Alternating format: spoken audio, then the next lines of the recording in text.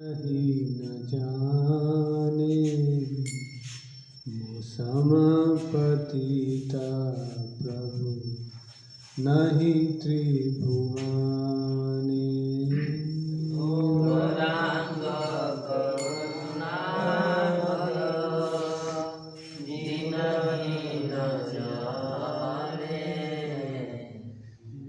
समापतिता प्रभु नाही त्रिभुवन। गौरांग करुणा करो दीनहीन जाने मौसम पतिता प्रभु नहीं त्रिभुवन।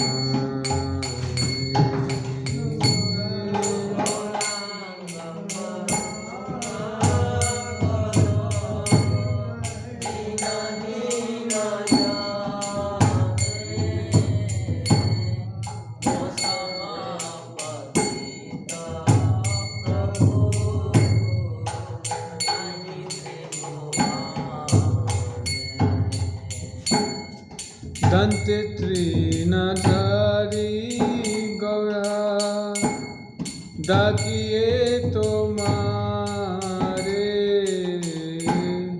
कृपा करिए सो आमा हृदय मंदिरे।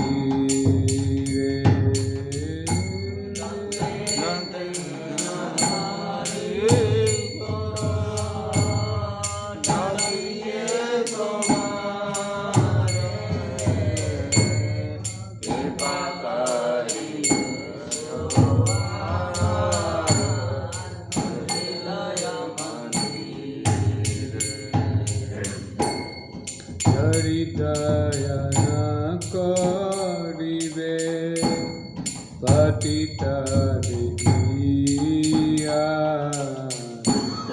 पतित पवना नमा किसेरा लागिया।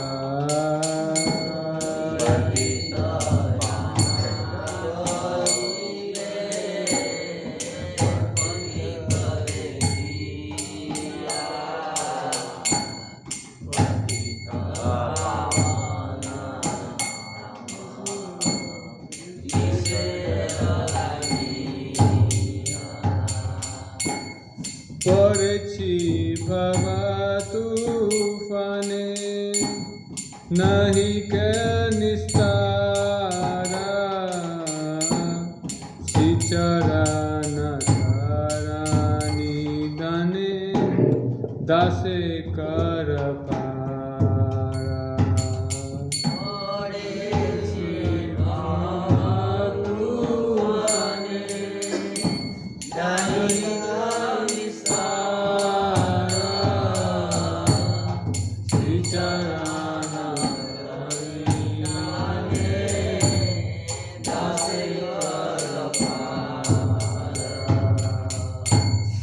श्री कृष्ण चैतन्य प्रभु दासे अनुदासा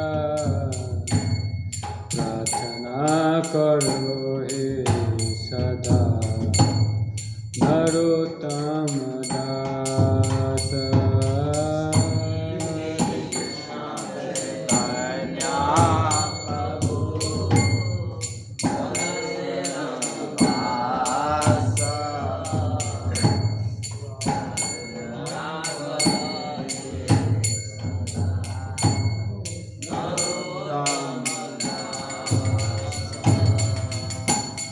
गौरांग करुणा करो दीनहीन जाने समापतिता प्रभु नहीं त्रिभुवने।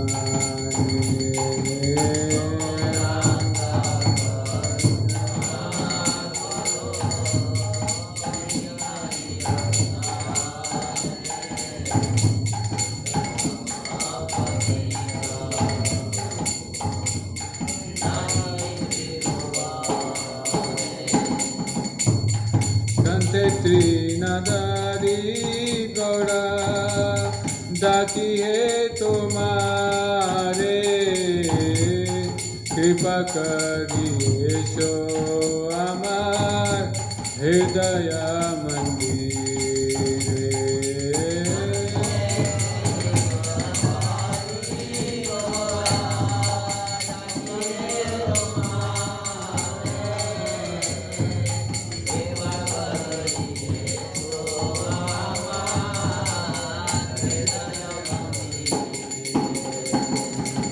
जरी दया न करिबे पतित दुखिया पतित पवन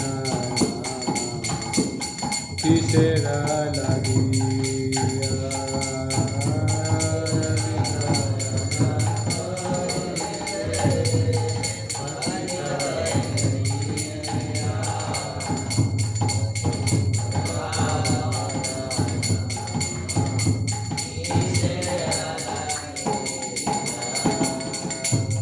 परची भवतु पाने नहीं का निस्तारा चरण निराने दास कर पारा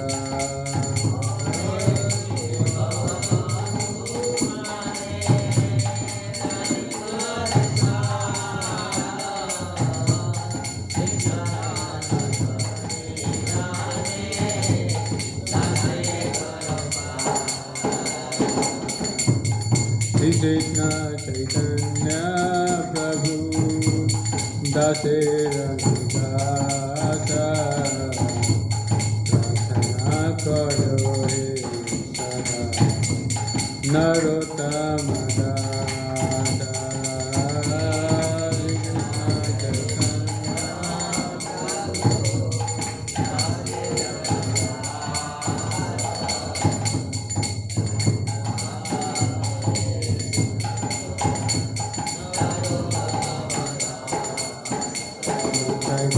हरि बोल हरि बोल हरि बोल हरि बोल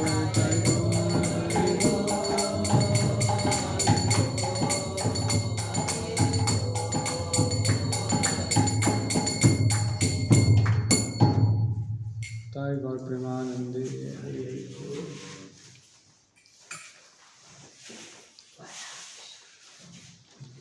ओम ज्ञानतिमिरान्धस्य ज्ञानाञ्जनशलाकया चक्षुर्मिलितं येन तस्मै श्रीगुरुवे नमः।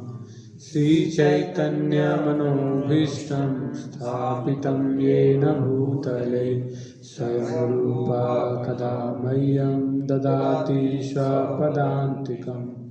वन्देऽहं श्रीगुरौ श्रीयुतापदकमलं श्रीगुरुं वैष्णवांश्च श्रीरूपं साग्रजातं सहगणरघुनाथान्वितं तं सजीवं साद्वैतं सावधूतं परिजनसहितं कृष्णचैतन्यदेवं श्रीराधा कृष्णपादान् सहगणललिता श्रीविशाखान्वितांश्च। हे कृष्णा करुणा सिन्धो दीनबन्धो जगत्पते गोपेश गोपिका कान्ता राधाकान्त नमस्तुते। तप्त काञ्चन गौरांगी श्रीराधे वृन्दावनेश्वरी कृष्णभानुसुते देवी प्रणमामि हरिप्रिये।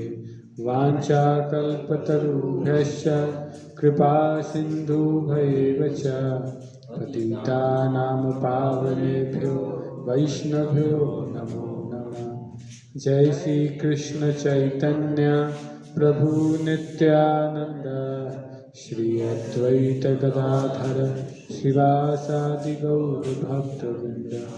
हरे कृष्णा कृष्णा कृष्णा हरे हरे हरे राम राम राम हरे हरे। नमः विष्णुपादाय कृष्णपृष्ठाय भूतले श्रीमते भक्तिवेदांत स्वामिनिति नामिने। नमस्ते सरस्वती देवे गौरवाणी प्रचारिणे निर्विशेष शून्यवादी पाश्चात्य देशधारिणे।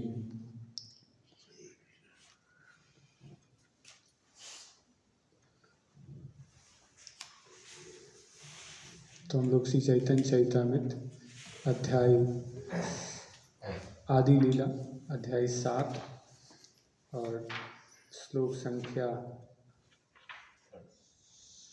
67 का उच्चारण करेंगे। 3 श्लोक है ना? टोटल 2 दिया था, तीसरा भी ऐसे उसमें आता है लेकिन 2 ही दिया था। भगवान चैतन्य के 5 स्वरूप अध्याय का नाम है। और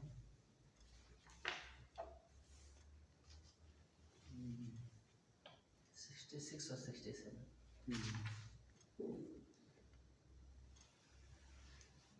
66 तो पहले मैं 66 पढ़ लेता हूँ। पूछिला तुम्हार नाम श्री कृष्ण चैतन्य केशव भारतीय शिष्य ताते तुमी धन्य।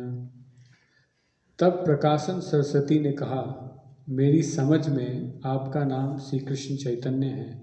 आप तो श्री केशव भारती के शिष्य हैं, इसीलिए आप धन्य हैं।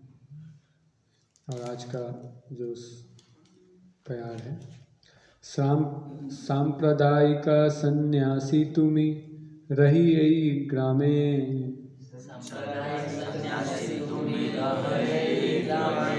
की कारणे आम सबर न करे दर्शने।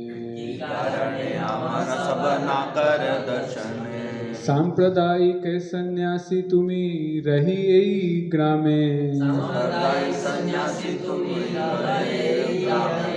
की कारणे आम सबर न करे दर्शने। सांप्रदायिक सन्यासी तुमी रही ग्रामे। की कारणे आम सबर न करे दर्शने। सांप्रदायिक सन्यासी तुमी रहे ग्रामे। सांप्रदायिक सन्यासी तुमी रहे ग्रामे। की कारणे आमा सबर न कर दर्शने। की कारणे आमा सबर न करे दर्शने।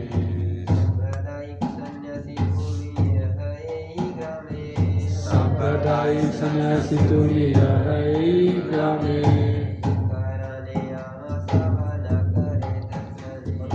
की कारणे आमा सबर न करे दर्शने।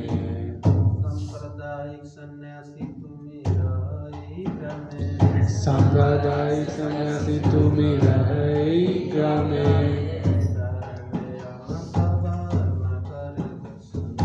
की कारणे आम सबर न करे दर्शने।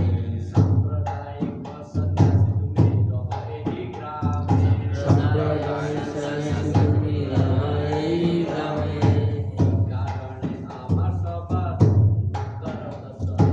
की कारणे आम सबर न करे दर्शने। माता जी,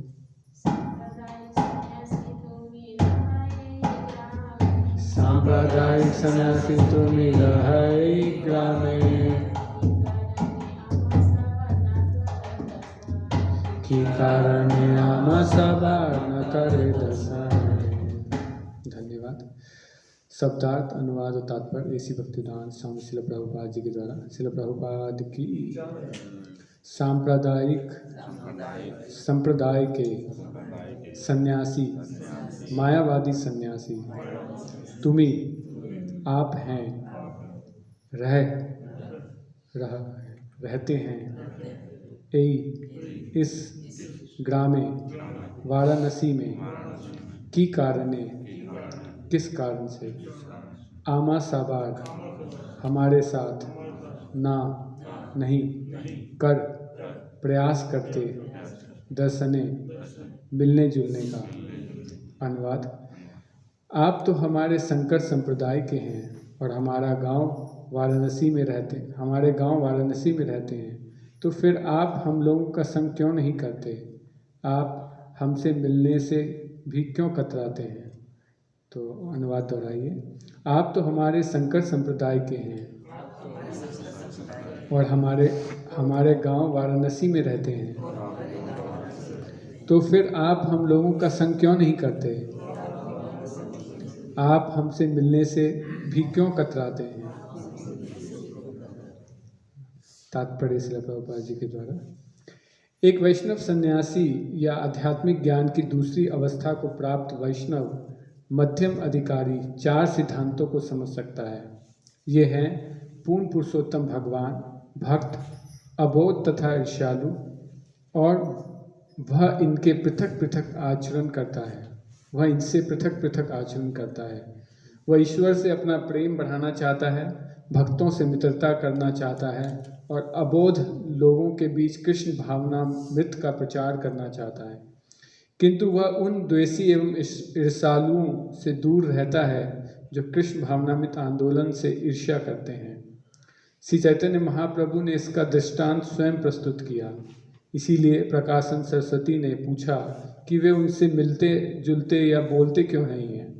चैतन्य महाप्रभु ने दृष्टांत प्रस्तुत करके इसकी पुष्टि की है कि कृष्ण भावनामृत आंदोलन के प्रचारक को समानतः मायावादी सन्यासियों से बातें करने में समय नष्ट नहीं करना चाहिए, किंतु जब शास्त्र पर आधारित तर्क हो तो वैष्णव को चाहिए कि वह आगे आकर बात करे और उन्हें दर्शन में परास्त करे। मायावादी सन्यासों के अनुसार शंकराचार्य के गुरु शिष्य परंपरा में सन्यास ग्रहण करने वाला व्यक्ति ही वैदिक सन्यासी है। कभी कभी प्रतिवाद किया जाता है कि कृष्ण भावनामृत आंदोलन में प्रचार करने वाले सन्यासी सच्चे सन्यासी नहीं होते, क्योंकि वे ब्राह्मण कुलों के नहीं होते। मायावादी लोग उसे सन्यास नहीं देते जो जन्मजात ब्राह्मण नहीं होता, किंतु दुर्भाग्यवश वे यह नहीं जानते कि इस समय हर व्यक्ति जन्म से शूद्र होता है। कलौ शूद्र संभव। यह जान लेना चाहिए कि इस युग में कोई भी ब्राह्मण नहीं है, क्योंकि जो लोग जन्म मात्र से ब्राह्मण होने का दावा करते हैं उनमें ब्राह्मण की योग्यता नहीं पाई जाती, भले ही कोई अब्राह्मण कुल में जन्म क्यों न ले। यदि उसमें ब्राह्मण की योग्यता पाई जाती है तो उसको ब्राह्मण के रूप में स्वीकार करना चाहिए, जैसा कि श्रील नारद मुनि तथा महान संत श्रीधर गोस्वामी ने पुष्टि की है।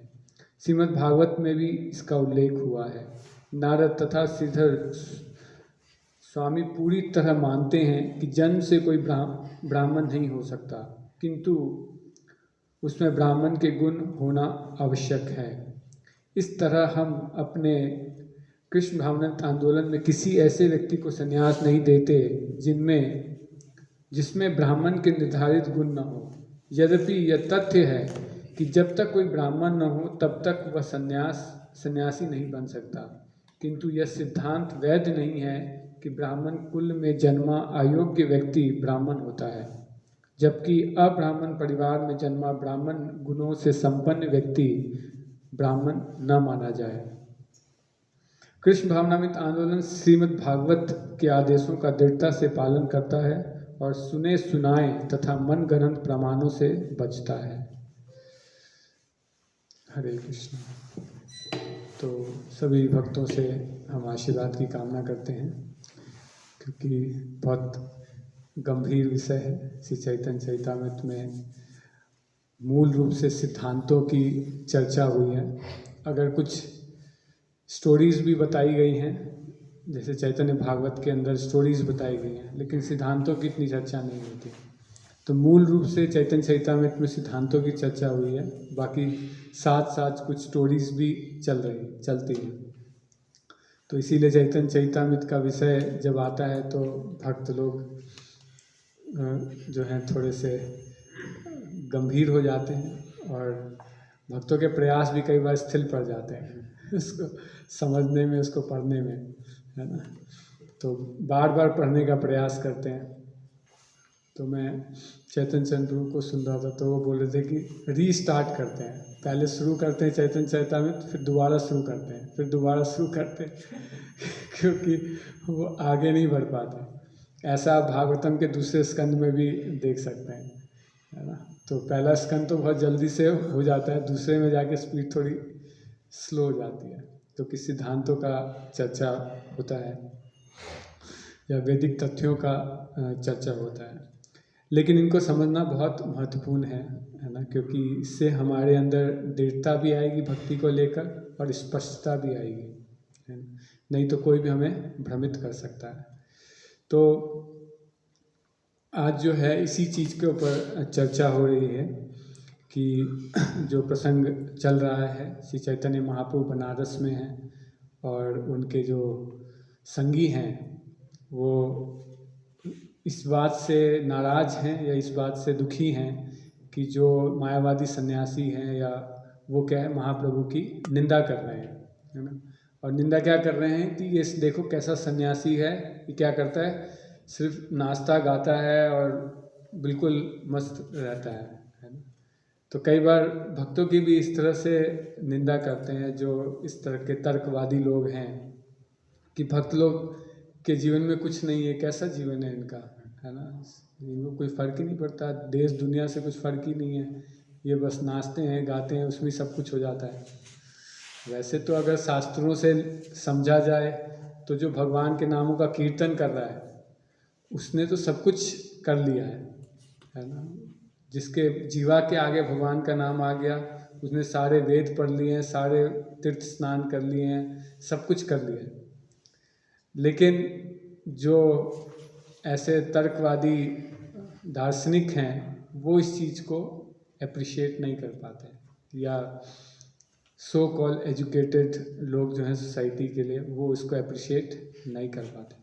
तो इसका मतलब ये नहीं है कि जो भक्ति है वो क्या है, एक भावुकता है। अगर कोई ऐसे नृत्य कर रहा है, गा रहा है, इसका मतलब ये नहीं है। हमारे जो सिद्धांत है इतना, हमारा सिद्धांत बहुत गहरा है ना। तो ये चीज़ जो है लोगों को नहीं दिखती है।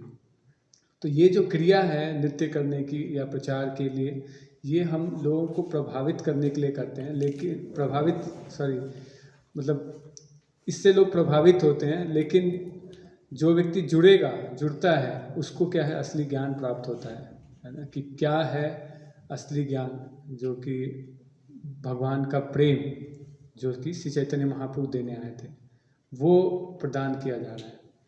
तो महाप्रभु को भी लेकर लोग क्या है, मजाक उड़ा रहे थे कि महाप्रभु ऐसे नृत्य कर रहे हैं, और जो सन्यासी लोग हैं, मायावादी सन्यासी, वो तो, क्योंकि देखिए कैसा होता है भक्ति में, जैसे जैसे आप आगे बढ़ते हैं तो गंभीरता बढ़ जानी चाहिए। अब सन्यासी हो गए, मतलब सब कुछ छोड़ दिया है दुनिया का, है ना, उसके बाद भी ऐसे नृत्य कर रहे हैं, वो कर रहे हैं, है ना। तो ये क्योंकि मायावादी जो सिद्धांत है उसके अंदर क्या है, वैराग्य जो है पहला डेफिनेशन है, मतलब वैराग्य होने के बाद ही उनका सब कुछ शुरू होता है। तो फर्स्ट थिंग इज कि आप दुनिया को छोड़ते हैं, तो उसमें गाना बजाना और ये सब जो इसको मतलब एक रंगारंग कार्यक्रम बोलते ये स्पिरिचुअल कीर्तन या ये सब जो है म्यूजिक अलाउड नहीं होता। तो इस तरह का जीवन उनका होता है। तो वो महाप्रभु क्रिटिसाइज कर रहे थे। तो महाप्रभु ने अपने भक्तों के ऊपर कृपा करने के लिए उन्होंने बोला ठीक है, हम इनका उद्धार करेंगे, प्रकाशन सरस्वती का उद्धार करेंगे। तो प्रभुपाद जी कह रहे हैं कि मतलब महाप्रभु वैसे तो अपने आचरण से सिखा रहे हैं, लेकिन एट द सेम टाइम वो अपने आचरण से ये भी सिखा रहे हैं कि हमें क्या मायावादियों के संग में नहीं लगना चाहिए, जो मायावादी लोग होते हैं उनके साथ नहीं करना चाहिए। दोनों चीज़ें कह रहे हैं कि कृष्ण भावनामृत आंदोलन के प्रचारक को समानतः मायावादी सन्यासों से बातें करने में अपना समय नष्ट नहीं करना चाहिए। मतलब उनसे चर्चा विचर्चा करने का कोई फ़ायदा नहीं है, क्योंकि उनका पूरा कंक्लूजन जो है वही गलत है, या एजम्पशन ही गलत है ना। उनका क्या सिद्धांत है, अगर मूल रूप से आप लोगों ने इतना सुना ही होगा, काफ़ी दिन से सुन रहे होंगे उनका क्या सिद्धांत है, ब्रह्म सत्य जगत मिथ्या, है ना। तो सिर्फ ब्रह्म सत्य है और बाकी सब मिथ्या है ना। तो जब इस सिद्धांत के साथ ये एजम्पशन है उनका, इसी मतलब एजम्पशन मतलब ये उनका महावाक्य है ना, मतलब यही ट्रुथ है, एब्सोल्यूट ट्रुथ जो है। तो इस चीज़ के ऊपर जब आप चलते हैं तो फिर हर चीज़ क्या है, अलग हो जाती है ना। वो इस चीज़ को नहीं छोड़ते, तो इसलिए आप कितना भी तर्क वितर्क करेंगे आप उनको हरा नहीं सकते, है ना। तो वो अपनी बात पे अड़े रहेंगे। लेकिन किंतु जब शास्त्र पर आधारित तर्क हो तो वैष्णवों को चाहिए कि वे आगे आकर बातें करें और उन्हें दर्शन में प्रयास करें, है ना। लेकिन जब कभी ऐसे चर्चा हो, आपको डिबेट में बिठाया जाए तो आप जो है इसको अपने जो शास्त्र ज्ञान है उसको रखकर उनको परास्त कर सकते हैं, है ना। तो ये चीज़ बताई जाती है। तो कई सारी चीज़ें हैं, अगर हम देखें तो मायावाद जो है पूरे भारत में बहुत प्रचलित है ना। किसी से ही पूछेंगे, जैसे मेरे पिताजी स्वयं बहुत रामायण पढ़ते थे बचपन से, बहुत रामायण पढ़ा, पहला दूसरा सब पढ़ा रामायण में, और मतलब 2-3 बार पढ़ लिया रामायण। तो मैं जब थोड़ा भक्ति में जुड़ गया, मैं उनसे गया, मैंने पूछा कि भगवान कौन है ना। तो उन्होंने क्या बोला, जिनके हाथ नहीं है, जिनके पैर नहीं है जो देख नहीं सकते, जो बोल नहीं सकते, है ना।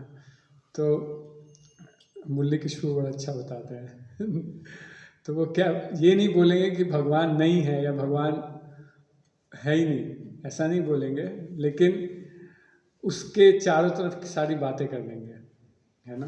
तो मुरली किशोर जी एक उदाहरण देते हैं, पिंजरे में एक राजा जो होता है उसके मंत्री को जो है राजा वो देता है, एक क्या बोलते हैं, तोता देता है पालने, मतलब रखने के लिए, संभालने के लिए।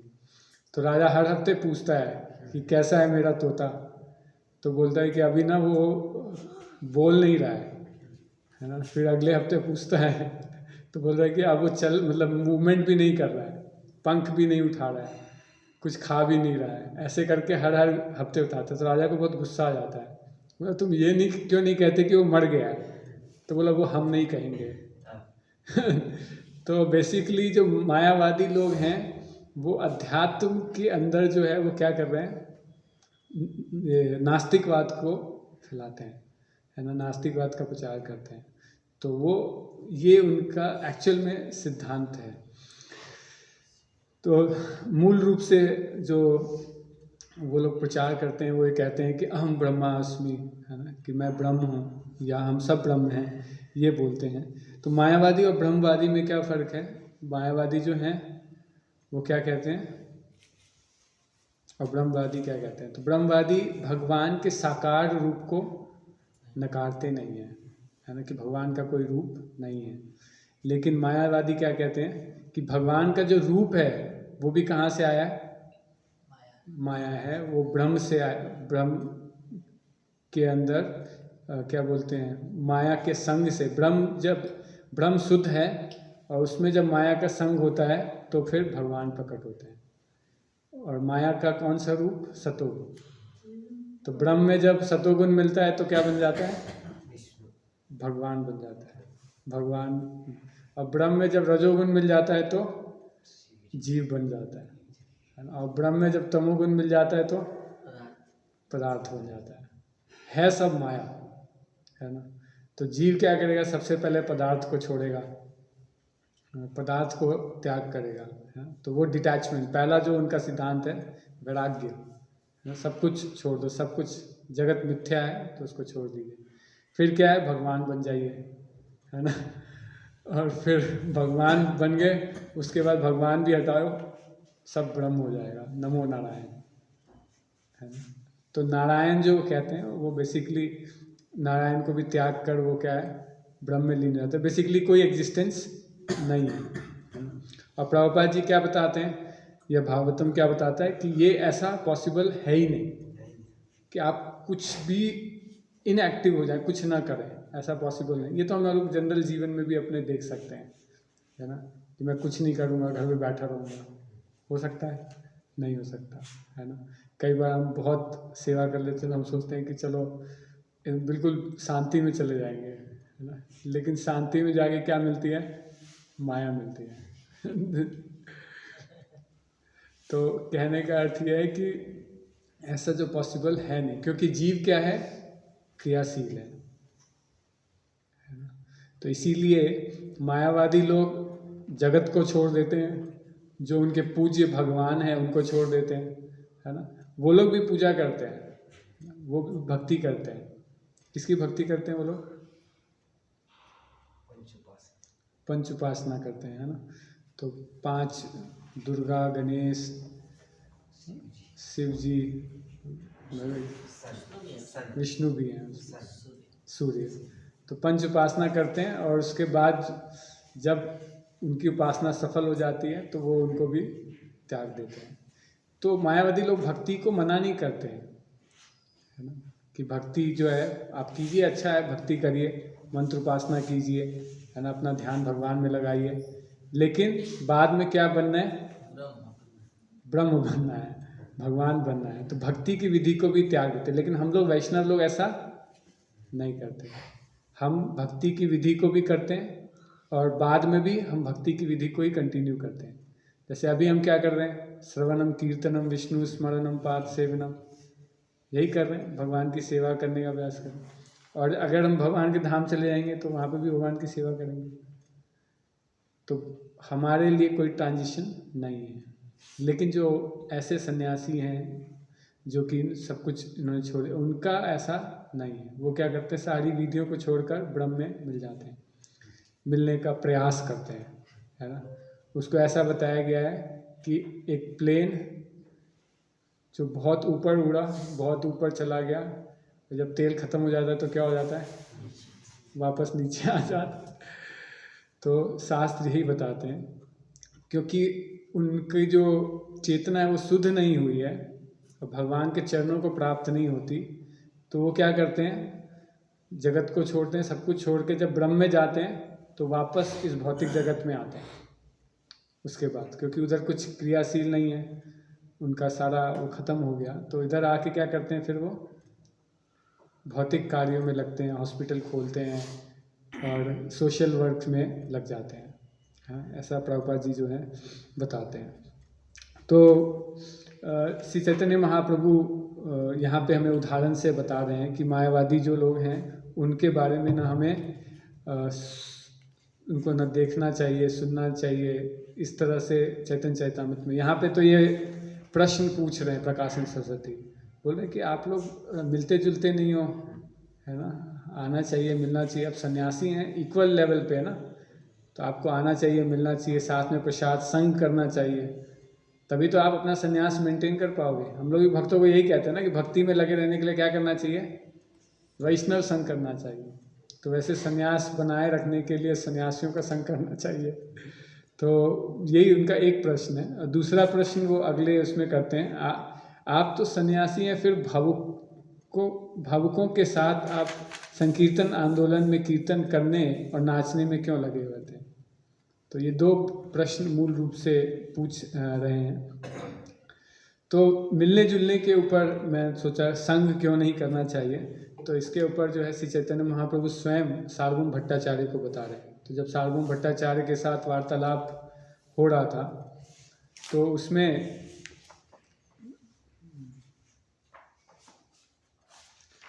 जिसमें श्री चैतन्य महाप्रभु को सार्वभौम भट्टाचार्य अपना ज्ञान प्रस्तुत करते हैं वेदांत के ऊपर, और श्री चैतन्य महाप्रभु क्या कहते हैं कि आपका ज्ञान तो बहुत सूर्य के समान है, लेकिन जो वेदांत है वो तो सूर्य के समान है, लेकिन आपने जो तात्पर्य दिया है वो कैसा है? बादलों के द्वारा जो सूर्य ढक जाता है वैसा है। तो वहीं पे श्री चैतन्य महाप्रभु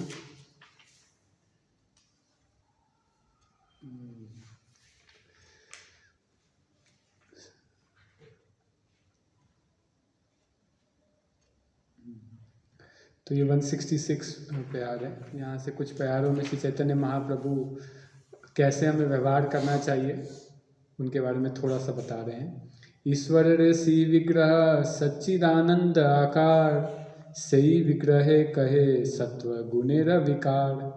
तो ये मायावादी लोग कहते हैं कि पूर्ण पुरुषोत्तम भगवान का दिव्य स्वरूप शाश्वत ज्ञान तथा आनंद से परिपूर्ण है, किंतु आप इसे भौतिक सत्वगुण की उपज बतला रहे हैं, है ना। भगवान का रूप कैसा है?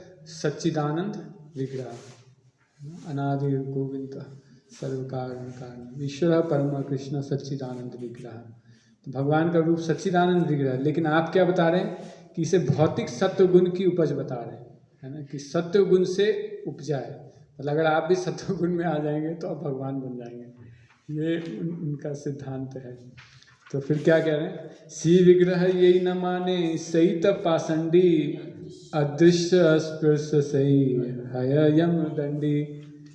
जो व्यक्ति भगवान के दिव्य रूप को स्वीकार नहीं करता वह निश्चय ही पाषंडी है। ऐसे व्यक्ति को न तो देखना चाहिए न ही उसका स्पर्श करना चाहिए, निसंदेह वह यमराज द्वारा दंडनीय है। तो ये हम ऐसा चर्चा कर रहे हैं कि उसी चैतन्य महाप्रभु बोल रहे हैं, तो हमें दूरी बना के रहना चाहिए, लेकिन ऐसा मतलब बोलना नहीं है। तो जैसे कि एक बार वृंदावन के अंदर प्रभुपाद जी जा रहे थे अपने शिष्य के साथ, और दूसरी तरफ एक मायावादी सन्यासी जा रहे थे। तो उनके शिष्यों ने क्या है, उन मायावादी सन्यासी का उपहास करने लगे। तो प्रभुपाद जी ने उनको रोका, बोला नहीं, आप उनको प्रणाम कीजिए। क्यों? क्योंकि उनका वैराग्य जो है बहुत महान है, क्योंकि उनका वैराग्य उनका जो है बहुत कठोर वैराग्य होता है।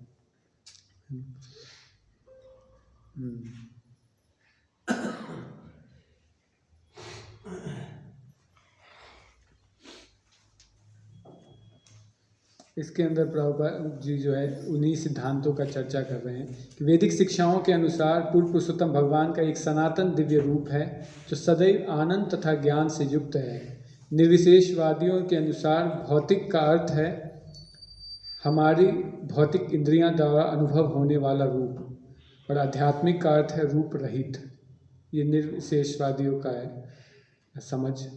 किंतु हमें यह जान लेना चाहिए कि इस भौतिक प्रकृति के परे भी एक प्रकृति है जो आध्यात्मिक है। जिस प्रकार इस भौतिक जगत में भौतिक रूप मिलते हैं, उसी तरह आध्यात्मिक जगत में आध्यात्मिक रूप होते हैं। तो भगवान का असली रूप है और भगवान के धाम में भगवान रहते हैं, लेकिन मायावादी लोग उसको नकारते हैं, है ना। अब क्यों नकारते हैं, क्या उनके सिद्धांत हैं, उसको चर्चा करके हमें बहुत लाभ नहीं है। थोड़ा बहुत हमने चर्चा किया तो उन्होंने अपने ही सिद्धांत बना रखे। जैसे हम लोग, वो लोग जैसे वेदांत पढ़ते हैं, तो वेदांत के ऊपर जो शंकराचार्य ने टिप्पणी दी है शरीर भाष्य, उसी को पढ़ते हैं, उसी वही उनका सब कुछ है ना। उसको हटा देंगे तो उनका अस्तित्व खत्म हो जाएगा। लेकिन वैष्णव लोग किसको पढ़ते हैं? भागवतम को पढ़ते हैं, है ना, जो कि व्यासदेव के द्वारा नेचुरल कमेंट्री दिया गया। लेकिन वो ये कहते हैं कि ये सही नहीं है, ये गलत है। तो जिसने ऑथर ने जो बुक लिखी है वेदांत सूत्र, किसने लिखा है? व्यासदेव ने लिपिबद्ध किया है, उन्होंने लिखा है, उन्होंने इस पर कमेंट्री दी, उसको गलत बोलते हैं। क्यों? क्योंकि शंकराचार्य आए ही इसलिए थे, उनके आने का उद्देश्य था कि जो लोग जानवरों की हत्या कर रहे हैं, तो जब एक ऐसा समय आया था जब जो सनातनी लोग कह सकते हैं, उन्होंने क्या शुरू कर दिया था, यज्ञ करके या यज्ञ के बहाने या पूजा पाठ के बहाने बहुत सारा मांस खाने लगे थे, जानवरों को बेहिसाब मारने लगे थे। तो जब भगवान ने देखा कि भैया ऐसे तो बहुत बुरा हाल हो जाएगा, है ना, तो बुद्ध रूप में आके भगवान ने क्या किया, बोला कि ये सब बंद करो, ये सब बकवास है ना। तो वॉइडिज्म मतलब सब कुछ शून्य है, शून्यवाद का प्रचार किया, है ना। और ये वेद सब हटाओ, ये सब नकली है, ये रिजेक्टेड है, ऐसा बताया, है ना। और शांति परमो धर्मा ये सब स्थापित किया। लेकिन ऐसा करने से कोई लाभ नहीं है ना। आप सोचिए, समाज में बिल्कुल शांति है, इस भौतिक जगत में बिल्कुल शांति है, तो क्या लाभ है? मरने के बाद क्या होगा? अगर बहुत ही अच्छा जीवन जी लिया आपने, मतलब पूरी फैसिलिटीज है, बड़ा गाड़ी है, सब कुछ है, तब भी भागवतम के 3 स्कंद में आखिरी में बताया कि वो व्यक्ति नरक जाएगा। कि अगर कोई अच्छा मतलब बिल्कुल फुल फ्लेज उसका बहुत बड़ा बंगला है, गाड़ी, अच्छा गृहस्थ जीवन जी रहा है, सब कुछ सुखमय है, तब भी वो कहाँ जाएगा? नरक में जाएगा। तो भक्ति नहीं करने का कोई ऑप्शन है ही नहीं। अथा तो ब्रह्म जिज्ञासा करना जो है वो कंपल्सरी, ये उसके साथ ही आया है। तो इसको हम लोग नकार नहीं सकते हैं। तो जो मायावादी लोग हैं उन्होंने जो व्यासदेव के जो उन्होंने भागवतम की टिप्पणी दी उसको ही नकारा। आगे कह रहे हैं वेद न मान्य बौद्ध हयत नास्तिका वेद्राश्रय नास्तिक्यवाद बौद्धिक अधिका। चूंकि बौद्धगण वेदों की सत्ता को नहीं मानते अतएव वह नास्तिक माने जाते हैं। नहीं मानते, ठीक है, चलो स्पष्ट है कि नहीं मानते हैं। किंतु जो लोग वैदिक शास्त्रों की शरण लेकर भी मायावाद दर्शन के अनुसार नास्तिकता का प्रचार करते हैं वे बौद्धों से भी अधिक नास्तिक हैं।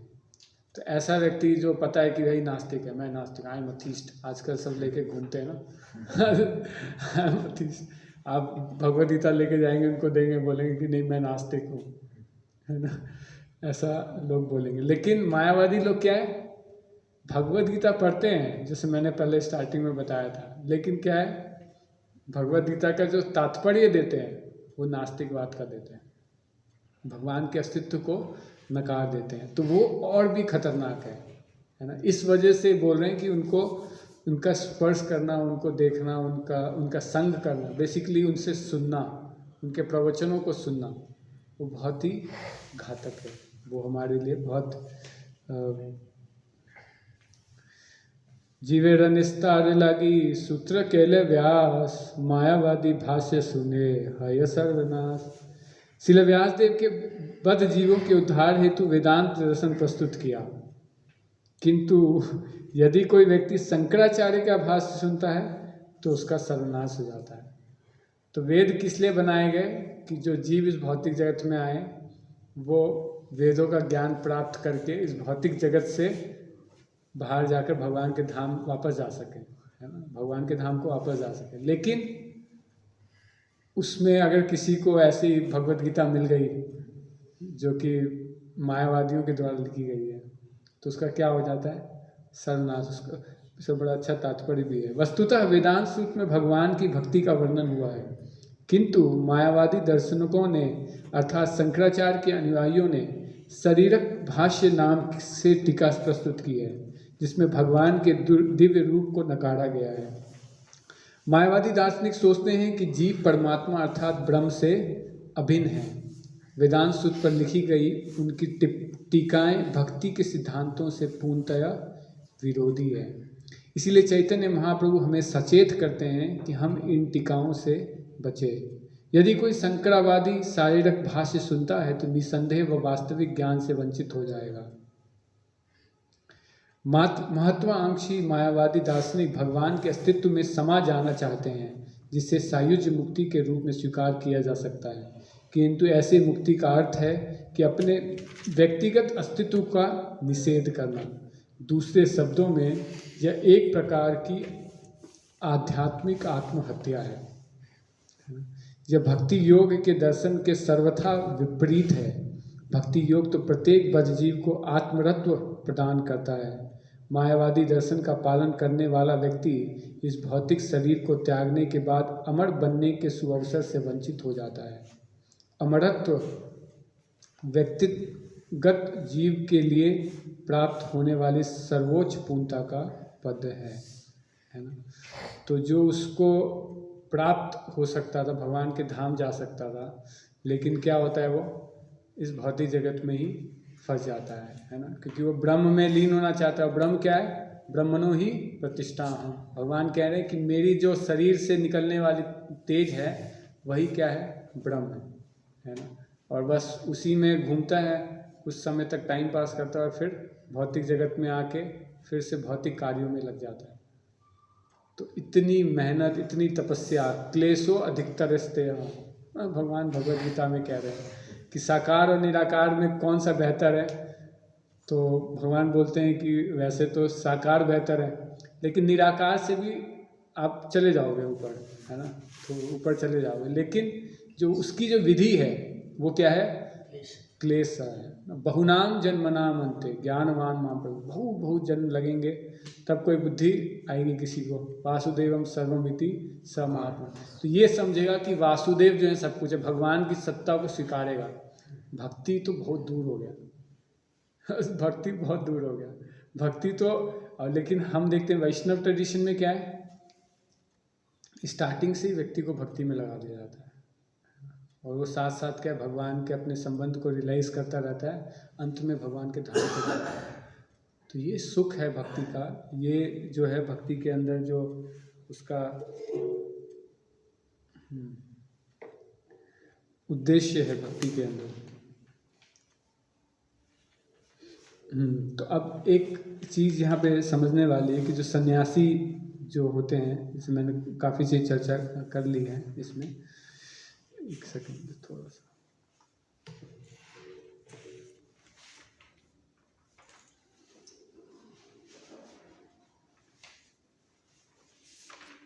तो ये एक भाग्य था तात्पर्य का, जिसमें प्रभुपाद जी बता रहे हैं कि प्रचारकों को क्या करना चाहिए।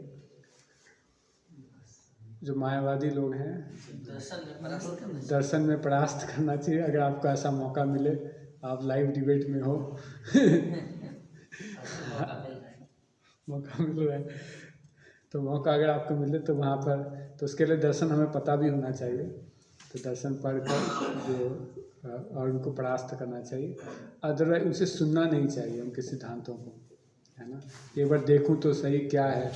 वैसे हमारे आचार्यों में से ऐसे आचार्य हुए हैं जिन्होंने ऐसा उनके गढ़ में जाकर उनके सिद्धांत को पढ़कर उन्हीं को परास्त किया है, लेकिन हम ऐसा प्रयास न करें, क्योंकि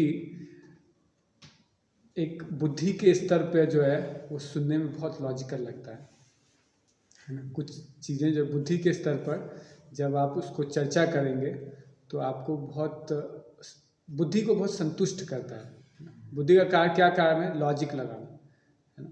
ये ऐसे हुआ तो इसका ये ऐसे कैसे हुआ, तो ये बड़ा, जो बहुत इंटेलेक्चुअल लोग होते हैं तो उसको बड़ा अच्छा लगता है ना। इसीलिए आप देखेंगे कि अभी के समय में जो ऐसे बुद्धिजीवी लोग हैं वो ऐसे मायावादियों के प्रचार के साथ जुड़े हुए हैं। समाज के बहुत बुद्धिजीवी लोग हैं, है ना। क्यों? क्योंकि उनकी बुद्धि को वो संतुष्ट करता है। भक्ति योग में भी बुद्धि का है, भगवान बोल रहे हैं अपनी बुद्धि लगा के भक्ति योग को समझो, लेकिन वो एक स्तर के बाद जो है भगवान की कृपा पे भक्ति योग आधारित होता है। क्योंकि भक्ति योग के अंदर हम अकेले खुद के प्रयासों से इस भौतिक जगत से वो भी नहीं पार कर सकते हैं, लेकिन वो उस भौतिक जगत को ही नकार देते हैं, भगवान को ही नकार रहे हैं, आध्यात्मिक जगत को ही नकार रहे हैं, तो वहाँ तो कोई सिद्धांत है ही नहीं।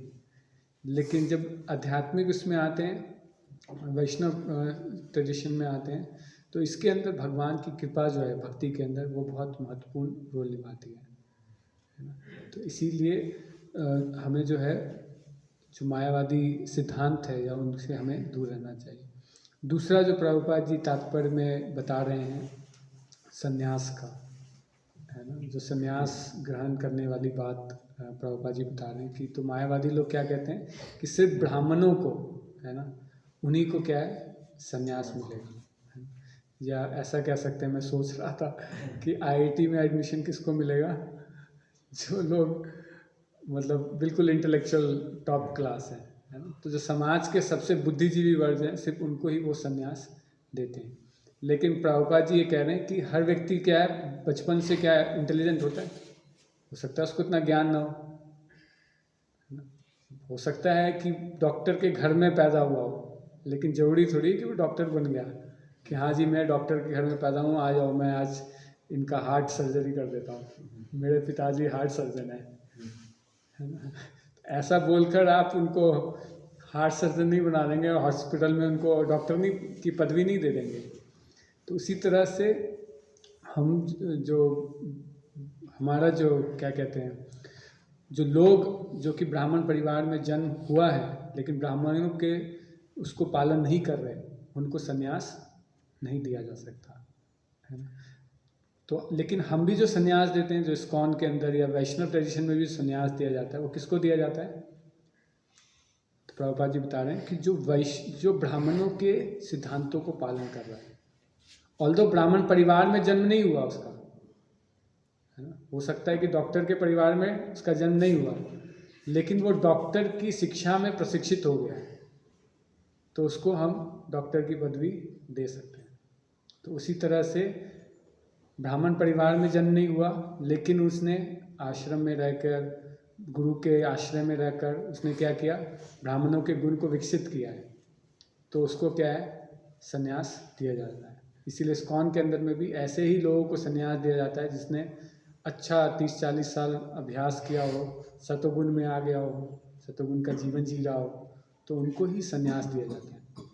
इस्कॉन में संन्यास प्राप्त करना बहुत कठिन है, इसीलिए, क्योंकि वो अच्छे ही लोगों को संन्यास दिया जाता है।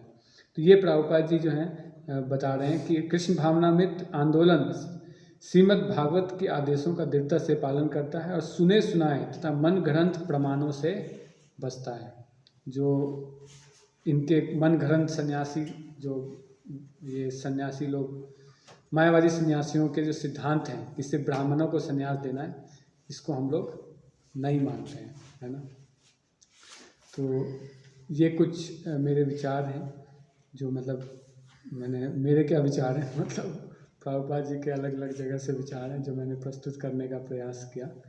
और एक चीज़ इसमें ये भी है कि महाप्रभु ने फिर क्यों संन्यास लिया, भारती, है ना, उनको पिछले श्लोक में बताया ना, पूछिल तुम्हार नाम श्री कृष्ण चैतन्य, केशव भारती शिष्य ताते तुम्ही धन्य। तो तब प्रकाशन सरस्वती ने कहा, मेरी समझ में आपका नाम श्री कृष्ण चैतन्य है, आप तो श्री केशव भारती के शिष्य हैं, इसीलिए आप धन्य हैं, है ना, क्योंकि आप हमारी टीम के हैं, इसीलिए आप धन्य हैं। तो 10 तरह के बताए गए हैं सन्यासी जो होते हैं, 10 तरह के सन्यासी, 10 ग्रेड्स बोल सकते हैं, 10 लेवल ऑफ सन्यासी जो है वो होते हैं मायावादियों में। और वैष्णव जो संप्रदाय, उसमें एग्जैक्ट मेरे को याद नहीं है, 100 या ऐसा कुछ, तो 10 तरह के होते हैं, जिसमें क्या है, जो प्रकाशन सरस्वती है वो टॉप मोस्ट है, वो टॉप मोस्ट है। मतलब समझ लीजिए कि अलग अलग स्कूल होते हैं ना, तो कोई अगर सबसे टॉप कॉलेज से पढ़ा है, आईआईटी से पढ़ा है, तो टॉप ग्रेजुएट हो गया, है ना। और कोई नोएडा के किसी कॉलेज से या गाजियाबाद के किसी कॉलेज से उसने किया है, या गंगा इंटरनेशनल कॉलेज, मतलब ऐसे बहुत सारे कॉलेजेस खुले हुए हैं, उससे बीटेक किया है, तो फ़र्क हो जाता है ना। तो जो महाप्रभु ने संन्यास लिया था वो किन से लिया था, केशव भारती से लिया था, है ना। तो इसीलिए उनका क्या है, भारतीय संप्रदाय से वो जुड़े, लेकिन उनका नाम श्री कृष्ण चैतन्य रह गया था, क्योंकि उन्होंने अपना जो ब्रह्मचारी वाला नाम था वही रखा था, क्योंकि वो वैष्णव हैं, महाप्रभु वैष्णव है। लेकिन उस समय संन्यास लेने के लिए उनको, क्योंकि सन्यासी को संन्यास कौन दे सकता है, एक सन्यासी ही दे सकता है, ऐसा नहीं है कि दंड उठा के शुरू कर दे। वो तो हमारे भक्ति सिद्धांत सरस्वती ठाकुर तो हमारी परंपरा में कुछ आचार्य ऐसे हुए जो सारे नियमों से पढ़े हैं लेकिन वैसे अगर किसी को संन्यास लेना है तो सिद्धांत क्या है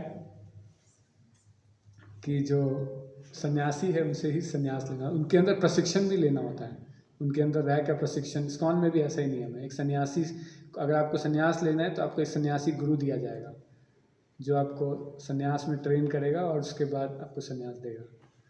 तो संन्यास गुरु जो होते हैं वो संन्यास देता है। लेकिन महाप्रभु क्या है, वैष्णव हैं पूर्ण रूप से, इसलिए उन्होंने अपना नाम श्री कृष्ण चैतन्य रखा। तो बहुत सुंदर है ये, मतलब प्रसंग भी और श्री चैतन्य चरितामृत भी। तो मुझे काफ़ी आनंद आया इसके ऊपर थोड़ा पढ़कर चर्चा करके। तो किसी का कुछ विचार है, कोई टिप्पणी है कुछ? तो ये कलश सूत्र संभव वाला किसी में श्लोक आता है क्या? जी मुझे इसकी जानकारी नहीं है, हमने भी ऐसे ही सुना है ना, कभी ऐसे मैंने इसको सर्च नहीं किया, देखा नहीं। देख सकते हैं कलश सूत्र संभव कहाँ पे आता है ना, कि कलयुग में सब शूद्र ही, तो ब्राह्मण तो वैसे भी नहीं है मतलब इतनी मूर्खता है कि हमारे पास के कुछ ऐसे भक्त आए हमारे नज़र में, वैसे वो जैसे मैं इस एज में मैं अगर जाऊंगा तो मुझे तो संन्यास दे देंगे। मैं बोलूँगा कि मैंने सब कुछ छोड़ दिया है तो मेरे को संन्यास दे देंगे। तो उम्र का भी कुछ वो नहीं है। तो ये क्योंकि वहाँ संन्यास से ही सब कुछ शुरू होता है मायावादी के उसमें। ठीक है, हरे कृष्णा। श्रील प्रभुपाद की, श्री चैतन्य महाप्रभु की, गौर प्रेमानंदे। हरे कृष्णा कृष्ण कृष्ण हरे हरे राम राम राम। श्री नरसिंह जी की